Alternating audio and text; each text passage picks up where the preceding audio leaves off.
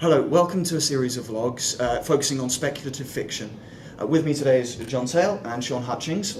We're talking today about alternate histories and alternate worlds and how they are created as far as writing is concerned.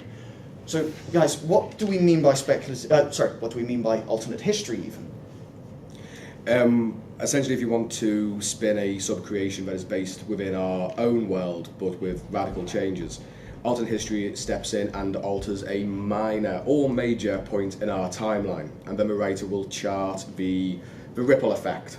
Sure. And find a way of spinning a tale from that. Okay, so that's the shorthand version. We kind of call that divergence point. That's a divergence So point. It's a what-if question? Yeah. Is that fair to say? What if the Nazis won the war? What if Carthage won the Second Punic War? What Sure. if, etc. Yeah. Okay, so is there a big difference, would you say, then, between an alternate history and an alternate world? Is there any difference distinguishable? If we're talking about alternate worlds in the sense of TV programs such as Sliders, for example, I Yeah. would argue not. What you're essentially talking about is a science fiction show in which you visit parallel realities, parallel Earths. Sure. Each of those tends to have an alternate history Yeah. with a divergence point. So really it's only in the scientific conceit of being able to have people from our own history visit these alternate histories, whereas something like a Harry Turtledove novel or Romanitas by Sophia McDougall would actually have the principal characters from that particular timeline. I mean, Sliders is an interesting one, though, because you've got this idea there are many parallel or alternate worlds, but you have always this concept of almost Earth Prime, or the primary branch it's of history. A baseline Earth Yeah. is what we can talk about it as. Is there any merit then, do you think, in saying that our own, what if a writer was to say our own history is actually an alternate history? We are not Earth Prime, for example. From another perspective, that would be absolutely true. There might be an alternate group of Sliders with their own Yeah. device There is traveling to a different worlds. wonderful alternate history novel, and I'm a terrible human being because I cannot remember either what it is called or who it is by, but it's... Well, if you remember later, we'll put it in the comments section below. From the point of view of the characters in this novel, the baseline Earth, the Earth Prime, the Spanish Armada successfully invaded England and later the entire British Isles. It is only in the relative present that an experiment results in time travel. Right. And by removing one totally fictional, from our point of view, Spanish general, does the whole thing fall apart, or admiral rather, does the whole thing fall apart and create our history. So it's an inverted alternate history that creates ours. And it's a very, very interesting idea. And if you just Google those keywords, hopefully you can find what the damn thing was called. And if you can, please tell me, because I really enjoyed it. It wasn't Rule Britannia, was it? No, that's a Harry Turtledove one, which is also very, very good, but it removes the time travel aspect. Okay. So, thinking about going back a bit to divergence points, or to that what if question, what kind of issues do we as writers come across when we ask that what if question? How much do we have to think about around that? Because looking myself, and I know from my own writing, there are a lot of questions you have to ask. After you've asked that what if, you then enter this whole mess of problems. The initial question is the easiest part of it. I mean, again, because this is where we come into the murky recesses of feasible and infeasible or fantastic divergence points. So you can say something like, what if the Nazis won the war? A good few days worth of historical inquiry, and you can find 5 or 6 different ways on how to do that. But if, again, like Harry Turtledove, you just say, well, what if aliens invaded at that time? Or with Guns of the South, what if African time travellers from the 21st century travel back to the American Civil War and provide the Confederacy with AK-47s? You have to do a lot more work on that respect. The trouble with the infeasible divergence point is, if you are cunning enough and clever enough a writer, you can get away with it. Because an historian can pick apart a feasible divergence point. But if you start throwing in things like magic, aliens, time travel, it's very difficult to, because your disbelief is suspended so very high, it's slowly turning blue the further you get into the novel. So infeasible ones are a bit sticky in that respect. I don't think that's entirely fair. I mean, I agree that you will get a historian who can pick things apart. I think that's true in either case. And I think that readers of speculative fiction generally are quite adept at suspending their disbelief. So in the case of striking the balance, etc., yes, you're asking the reader to accept that aliens invade the Earth in the middle of the Second World War. That's a big ask.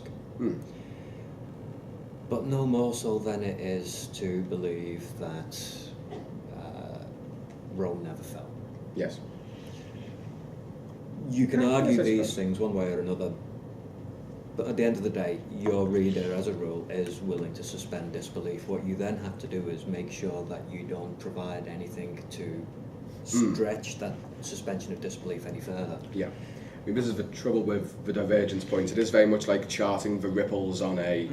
I mean, as I've said before on this topic, because people have been spending the better part of a year to get me to shut up on it, and now I've got an outlet.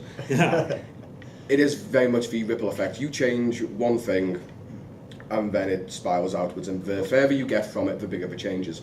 Day one of an alternate history is dull, as is day two. They're not that different. I mean, the example I use is, what if Gavrilo Princip missed and didn't shoot Archduke Franz Ferdinand?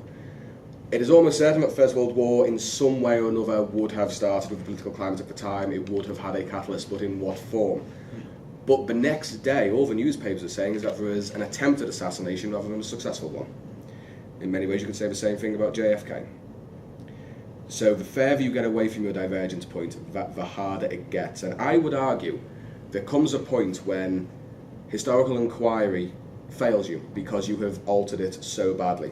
The threads have come apart, and then you stumble into the more obvious conceit of a parallel world. But you see, that raises an interesting point. Immediately, as soon as you said JFK, and for my shame, my mind immediately went to Red Dwarf and their episode. Okay, hang on, JFK. We made Lee Harvey Oswald. We made him miss. We pushed him out the window, and he went splat. How do we fix this? Oh, we'll go and get JFK from the future and make him shoot himself. It'll drive the conspiracy theorists balmy. But you also have a certain leeway in, if you've got a big enough suspension of disbelief, you can play with comedy, you can play... Absolutely. It doesn't just have to be a straight, okay, what if the Nazis won Second World War? What if... There's a very funny Noel Coward play called Peace in Our Time, which is based purely in a East End of London pub during the Nazi occupation. It's the only one of his plays that is hardly ever staged because it's got a cast of 30. And it's the largest cast of any of Noel Coward's plays, and it's hardly ever performed, but it is a wonderful piece of alternate social history, which is an aspect that's not really examined that often. Fair enough. Looking then, if you were to write a parallel world or an alternate history, where would you start with planning, do you think? Because you can ask that what-if question, but as we said, there are quite a few ripples that we've got to think of now. We've got this what-if question. So let's say, for example, there was a torpedo narrowly missed a boat which was carrying one of King George's sons during the First World War. What if... Oh no, sorry, it was actually during the Second World War. Yeah, I can't... For the life of me, I can't remember who. It was the basis of one of the projects I was working on. Yeah. Was it Battle of Jutland? I think it might have been. Because the future King George VI would have been involved in that. He was serving as a naval officer. There was a torpedo hit the ship he was on, but it never sunk. Now, what if that ship did sink, for example? All of a sudden, you've got no clear successor to the throne. You've got no alternative to force an abdication of a king. All of a sudden, we've got this huge massive questions that comes from that. What if the George that we're speaking of... Well, you end up with Queen Wallis Simpson, in short. Exactly. And no government, because Stanley Baldwin famously said, yes, you can marry her, but I'm taking the government away.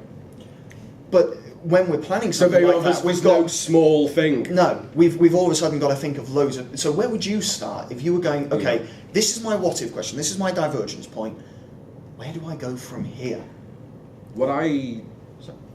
Oh, sorry, John. No, not at all. Is to immediately remove what can't happen. To examine the immediate successor of that event and remove the events that occurred purely because this happened the way it did. Once you remove what can't happen, you then have to examine what might have done, what was the second in the running. Because for the first 5 years, 10 years maybe of your sub-creation, the gaps very much fill in themselves. You don't have to do that. If you're willing to put in the legwork and the historical inquiry yourself, the vacuum will fill itself, and all you've got to do is keep the pieces together. It's after about, in my experience anyway, it's around about after the 20-year mark that you have to start really getting cunning. I mean, there's some things that sit in history and warp time that can't be avoided, but like the Titanic going towards its iceberg, it's an inevitable collision, but they will never happen the same way again. So how I would start is to immediately strip away what is negated by your divergence point. So just to pick up on the idea of the Titanic may never sink in the same way, if we have a divergence point well earlier, is that then to say maybe the Titanic wasn't built by White Star Line? Potentially, the Titanic may actually not be built at all, depending on what's been changed in the timeline. Or you can avoid the strike that led to the White Star Line cutting corners on the quality of iron that built the ship. So it's still going to hit the iceberg. It's crippled in the middle of the ocean, but the Carpathia can turn up, or maybe it simply sinks. Maybe it does take 4 hours to sink rather than 2, and there is time. So all these little things change history massively. And what I would suggest is that you don't do what everyone is very tempted to do. Because alternate history really makes you want to go to something that in A-level history you're taught not to do, which is the concept of great man history. Do not leap into that head first. Events create men, cometh the hour, cometh the man. It is not the other way around. I was very lucky in my sub-creation because quite a lot of the recognisable political figures were kept on a only marginally diverted course and could end up where they were. But you can't indulge in great man history purely because, I don't know, I'm trying to think of a blasé example here. Well, I must confess I disagree to some degree. It is a temptation. The temptation, I would argue, must be considered before it's either accepted or discarded. There are circumstances in which great man alternate history can be well worth looking at. Oh, absolutely. Admiral Sir Thomas Cochrane, for example, at one point hatched a plot to rescue Napoleon from exile and spirit him away to Latin America. The notion of Napoleon alive and loose in Latin America, that's a wonderful thing to play with from an alternate history point of view. I just think it shouldn't be it must not be the first port of call. Well, no, I wouldn't. Not unless that in itself is the historical conceit in question that you wish to examine. I would also argue that it's not always the case that you have to let your alternate history percolate for 20 years. It depends entirely on the extremity of the event. So going back to JFK is wounded. November the 25th looks very much in that alternate history to the November 25th in ours. Housewives are still making their food on the same machinery, people are still going to work, etc. On the other hand, S.M. Stirling wrote an alternate history called the Peshawar Lancers. Now that was set some time after its divergence point. Basically during Disraeli's premiership, there is a asteroid event which batters the northern hemisphere. He lets that percolate for a century, but he could actually start writing the day it happens. Because things immediately look substantially different. It's almost you've plunged the world into an apocalypse, effectively. Precisely. But then you can play with things like anachronistic technology. There's Sure. a wonderful novel called Queen Victoria's Bomb, which essentially gives away the plot in the title. Essentially, in the 1840s, a British chemist discovers uranium. Or rather, it's been a very long time since I read it, I do apologise. The long story short is that the Victorian British use a nuclear device in the Crimean War to bring it to an end. Okay. And so here's the largest empire on earth at the time, certainly the most politically powerful, with what even now we consider to be the most devastating weapon known to man. And it was a very interesting point. It was summed up essentially in a sentence. It was that minor a detail. But when you start looking at the social history of an alternate history, and that's where it gets very tricky, wondering who the everyday man is now and how that changes. Just as a very brief point, in the history of the British Empire, there's a very definite change from when it becomes essentially a very big-headed missionary enterprise, where they went into India, they brought cricket, they brought democracy, and they wanted to essentially, and this is a quote, they said they wanted to create brown Englishmen. There's a very definite shift when it becomes of racial suppression. And that's when Queen Victoria gets her bomb. When Cecil Rhodes starts as the great imperialist thinker. So it was at that moment in social history that the empire got its weapon, and that is a terrifying conceit, and it was a very, very minor detail. Okay, thinking then about these divergence points, these alternate worlds, and the amount of planning sometimes you have to put in, or you can choose not to. What if, as can be presented often on TV shows, for example, being the best example, 10 sci-fi TV shows, you get the crew of a starship plunged into a parallel world or an alternate world, and the writer doesn't explain what the divergence point is. It's just an alternate world where this is the norm. So let's take something very simple as civilization was a matriarchal society rather than a patriarchal society. But it's never explained at what point that came about, at what point there was a divergence point. Does the writer still need to know that? Is it important for the audience, though? John? I find, frankly, that sort of thing to be quite lightweight and therefore uninteresting. People who are interested in alternate history tend to be interested in history. Yeah. If you're talking about, for instance, the crew of the Starship Enterprise, then fair enough, the audience may accept that, in which case the writer doesn't necessarily need to know. Yeah. The audience doesn't necessarily need to know. But I would compare that to popping into McDonald's for a burger rather than sitting down to a really good, well-made meal. Yeah. It's not as satisfying, in my opinion. But does that mean then that you can't do... what if you had, for example, the writer goes, they know that they've got this episode, not necessarily Star Trek, but whatever TV show they happen to be writing for. They've got this episode, they've created an alternate world, they've worked out what the divergence point is and the ripple effects, but they never explain it to us, the audience. Do you think that's going to show within their writing? Yes. If it's done well, yes. I find it, I smell the old rule of show, don't tell, and I find it peculiar that cinema and television, that is fundamentally a visual medium, a medium about showing, does alternate history so very, very badly.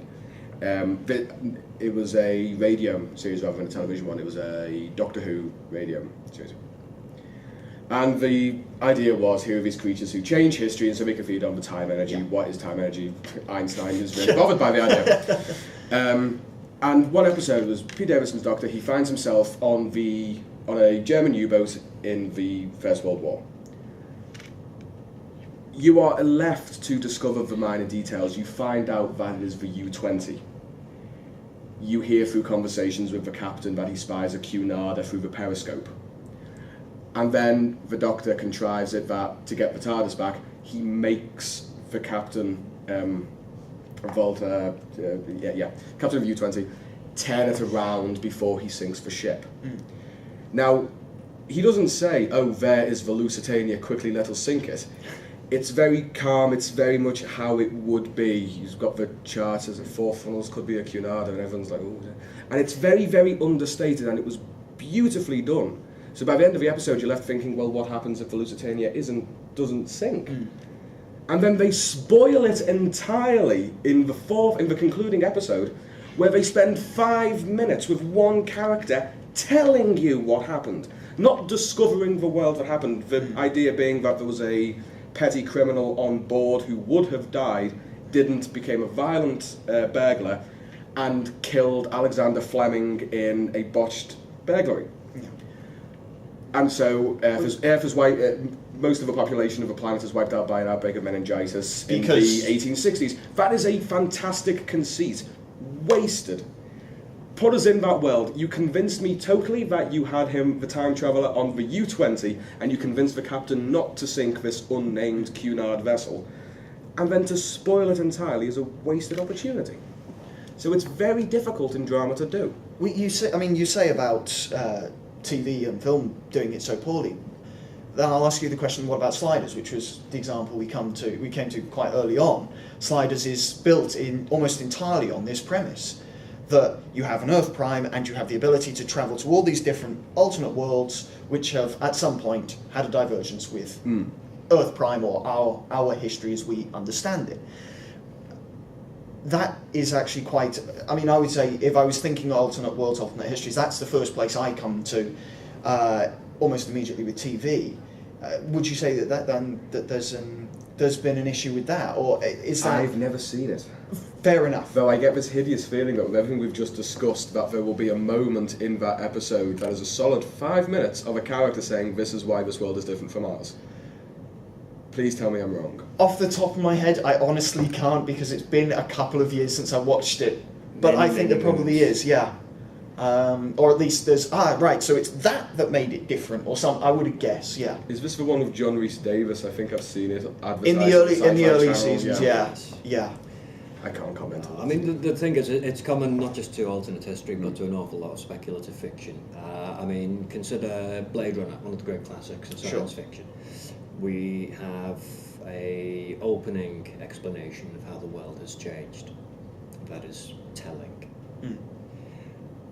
I recently saw a short science fiction film called The Gift that was maybe 5 minutes long, and in the first 40 seconds you see hover tanks in Red Square, a soldier having his identification checked, you see a robot butler, and nothing is explained. There is no dialogue initially, but it's setting out its stall. This is the world you have come to. And it doesn't need an explanation. It doesn't need anyone to tell, because it shows. You know roughly where that is, when it is, what's going on, what the political system is like, how the social order has changed. Alternate history can do that. And if you create an alternate history without explaining the historical conceit, but you have done it properly, so you have worked out what your divergence point is, you have worked out what the effects of that are. You have extrapolated from those effects to get to the world that you set your story in. The great thing is that world has an internal consistency and cohesiveness, which then shows up on the page or on the screen. We may not know why the world is like this, but it is convincingly like this. And I think that works beautifully. One of the minor examples that did it very well on the same pretext, back to alternate history, did you see any of Sky Arts Playhouse Presents? Yes, Did you see the Snodgrass? very first series. I don't know whether I saw They it. did one called Snodgrass, and it's in total silence. Starts off outside this tenement house in 1991, and it's Ian Hart playing John Lennon, and he's in the bathroom, absolute squalor, vest, shaving. He's 50 odd, puts on his glasses, and Ian Hart looks an awful lot like John Lennon when he's got his on. Goes downstairs, there's a Beatles song playing on the radio, and he just slams it off and sits down. That's the start of the play. And the alternate history is that John Lennon left the Beatles before they became famous. But in those 3.5 minutes maybe, the entire scenario was set up, and the only bit of information that the writer has given you is the date. And that's it. He's just given you 1991. The rest, straight off like that, you can piece it together. The rest is total exposition, but the start is absolutely marvelous. So, I mean, when it comes to books, novels, etc. I mean, obviously, film and TV is a very different thing. You have some people argue that you have less time in order to establish things and less time to explore things. Is that perhaps a reason then why maybe novels and similar formats are better for exploring an alternate history or an alternate world? I would argue not. I mean, it occurs to me that one thing with the cinematic medium is you don't have as much time to tell your story, but on the other hand, you can use visuals. So an establishing shot of this is the world. So to pluck an example, a recent Doctor Who episodes, for example, where they have dirigibles, Zeppelins above London. You know, that is my God, man, that was 2006. Where have you been? It's fairly recent, you know what I mean. Doctor Who's been going on for 50 odd years. Yes, go on. But, you know, that's a big establishing shot, which immediately tells you are in a different another world. place, yeah. Yes. I think it makes an enormous difference. I mean, alternate history, speculative fiction in general, you can do an awful lot simply with a visual, with a soundtrack for that matter. Sure. So I really don't see that it does make that much difference. You have more time to explore it on the page. You can explore it in more depth perhaps on the page. You can go into more detail if you so wish. But I don't think it necessarily gives you an advantage when it comes to expositing your world. That's a fair point. It seems to be this tendency when it comes to these sub-creations that your character will always be somebody who explores the world around them. There's always a detective of some description. A favourite one of mine, by Harry Turtledove and Richard Dreyfuss of all people, called The Two Georges, in which the American Revolutionary War was settled amicably. And it's based in the middle 70s, I think, where there is a painting called The Two Georges, which is the stripes of the American flag with a Union Jack instead. And this is the symbol of a very special relationship. Anyway, it's stolen by American nationalists. Lo and behold, here is a detective character to hunt it down and get all the little nuances of this world, to lay it out bare for you. Now, here's a question to you two. Is this a bad thing? Not necessarily, depending entirely on your story. I think it'd be difficult to have... it'd be more difficult, I would imagine, to set up that alternate world if you don't have somebody exploring it. If you just have person A living in this alternate world and going about their daily lives, you could eke out small things, but it's going to take you longer, or it's going to take the reader longer to get to this point of, so we're not in... I disagree. It depends entirely on the world and the story, and for that matter, the character. Their daily life might be sufficiently different. Sophia McDougall's primary characters in An Alternate History Where Rome Never Fell are the nephew of the emperor who stands to inherit the throne and a pair of escaped slaves in the 21st century. That is immediately a very different world, and you don't need a detective. So maybe then it depends on the subtlety of the changes. If it's more subtle changes, perhaps. More subtle changes, perhaps, but on the other hand, alternate history, generally speaking, isn't about exploring subtle changes. It may be exploring the consequence of what were subtle changes, but those consequences are really subtle in themselves. Fair enough. One way of doing that I find very exciting and is becoming, has been steadily becoming more popular amongst alternate history writers since the middle 80s maybe. It started with a book called A Different Flesh, which was the question of Native Americans, or the ancestors of, did not travel into North America, but Homo erectus did. And it's done as a series of connected short stories lined chronologically that explore different facets of this world episodically. Some of them feature historical characters. There's part of the Roanoke colony, or the lost colony of North America. There's a part that is purely Samuel Pepys's diaries, and then the abolition of slavery, because why should humans enslave each other when there's this other thing that works just as well? And that kind of episodic style of having individual stories in different time periods Well, I thought it was a very interesting idea. Not too recently, not associated with the vlog, we had this conversation about what, if you have something other than human, which is an interesting, it's an interesting thought. I know, that's why I brought it up. Surprise, surprise. I haven't read it, I found it last night and thought, I'm going to get Martin with it. Fair enough. Let me get you with something then. Okay. It occurs to me, we talked briefly a second ago about what if you have daily life and routine.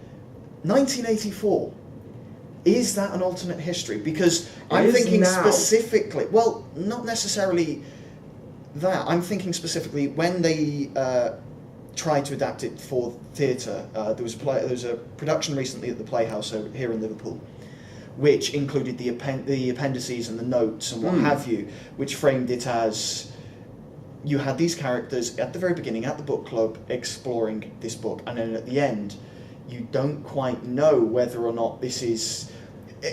There is Somebody an argument reading or was 1984 or a history class. there is kind of an I like argument that actually... It was very well done. I don't know whether either of you saw No, that I production, tried desperately, but just couldn't have the time. it was a fantastic production. It got me thinking, well, actually, could you consider it as alternate history? I would ask the question, does it actually engage a historical conceit from before the time that it was written? If it does, then it is alternate history. If it doesn't... I think on this argument, Huxley's Brave New World is probably a downside better. It was written in 35, it was published in 35, I think, give or take, and he talks about the War of 1939. He talks about a 9-year war that ends atomically and creates the conditions for the world that Brave New World investigates. So in that conceit, I'd say Yes. Brave New World Is certainly it has become an alternate history now, yeah. Fair enough. I think we've reached a natural stopping point there, so we'll wrap it up. Next time we're going to be looking at, I think we're going to be looking at post-apocalyptic fiction. Oh, lovely. So please stick along for that. Thank you for watching if you have been. John Sale, Sean Hutchings, thank you. If you liked the video and you want to see more, or any of the videos on the channel, please consider giving the subscribe button a click. Well, please click the subscribe button on the video. And join us again next time. Thank you very much for watching. Bye for now.